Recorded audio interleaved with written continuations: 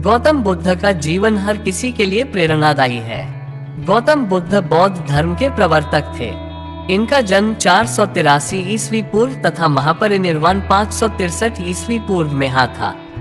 बचपन में उनको राजकुमार सिद्धार्थ के नाम से जाना जाता था। बौद्ध ग्रंथों के अनुसार गौतम बुद्ध के जन्म से 12 वर्ष पूर्व ही एक ऋषि ने भविष्यवाणी की थी कि यह बच्चा या तो एक सार्वभौमिक सम्राट या महान ऋषि बनेगा।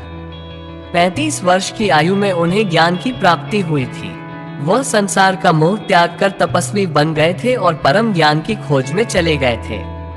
आइए आज हम आपको सिद्धार्थ के महात्मा बुद्ध बनने तक के सफर के बारे में बताते हैं। जन्म काल। बुद्ध का गोत्र गौतम था। बुद्ध का वास्तविक नाम सिद्धार्थ गौतम था। उनका जन्म शाक्य गणराज्य की राजधानी कपिलवस्तु के निकट लुम्बिनी में हुआ था। बुद्ध के जन्म के 7 दिन के भीतर ही उनकी माता का देहांत हो गया था। उनका पालन पोषण उनकी मौसी गौतमी ने किया था। शिशु का नाम सिद्धार्थ रखा गया था। शाक्य वंश के राजा शुद्धोधन सिद्धार्थ के पिता थे। सिद्धार्थ के जन्म से पूर्व हुई भविष्यवाणी से परेशान होकर उनके पिता ने उन्हें तपस्वी बनने से रोकने के लिए राजमहल की परिधि में रखा।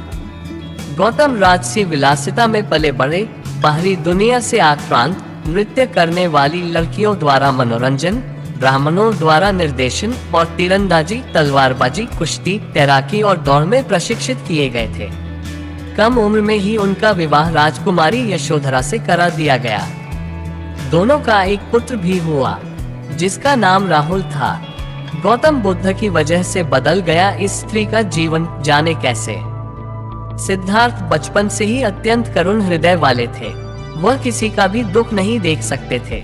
इतने प्रयासों के बाद भी 21 वर्ष की आयु में उनकी अपने राज्य कपिलवस्तु की गलियों में उनकी दृष्टि 4 दृश्यों पर पड़ी। ये दृश्य थे एक वृद्ध विकलांग व्यक्ति, एक रोगी, एक पार्थिव शरीर और एक साधु।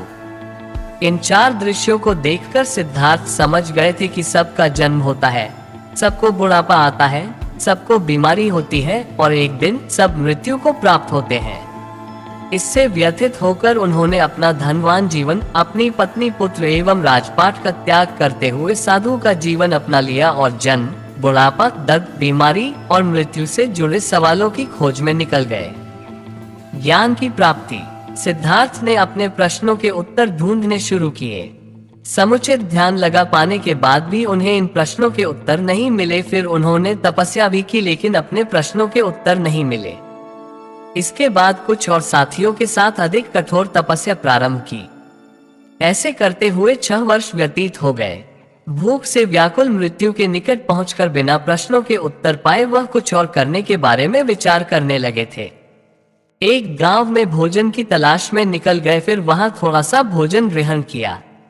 इसके बाद वह कठोर तपस्या छोड़कर एक पीपल के पेड़, जो अब बोधिवृक्ष के नाम से जाना जाता है, के नीचे प्रतिज्ञा करके बैठ गए कि वह सत्य जाने बिना उठेंगे नहीं। वह सारी रात बैठे रहे और माना जाता है यही वह क्षण था जब सुबह के समय उन्हें पूर्ण ज्ञान की प्राप्ति हुई थी। उनकी अविद्या नष्ट हो गई और उन्हें निर्वाण यानी बोधि प्राप्त हुई और वे 35 वर्ष की आयु में बुद्ध बन गए। बुद्ध को शाक्यमुनि के रूप में भी जाना जाता है। 7 हफ्तों तक उन्होंने मुक्ति की स्वतंत्रता और शांति का आनंद लिया। प्रारंभ में तो वह अपने बोधि के बारे में दूसरों को ज्ञान नहीं देना चाहते थे। बुद्ध का मानना था कि अधिकांश लोगों को समझाना बहुत मुश्किल होगा। मान्यता है कि बुद्ध को स्वयं ब्रह्मा जी ने अपने ज्ञान को लोगों तक पहुंचने का आग्रह किया था, फिर वह इस पर सहमत हो गए।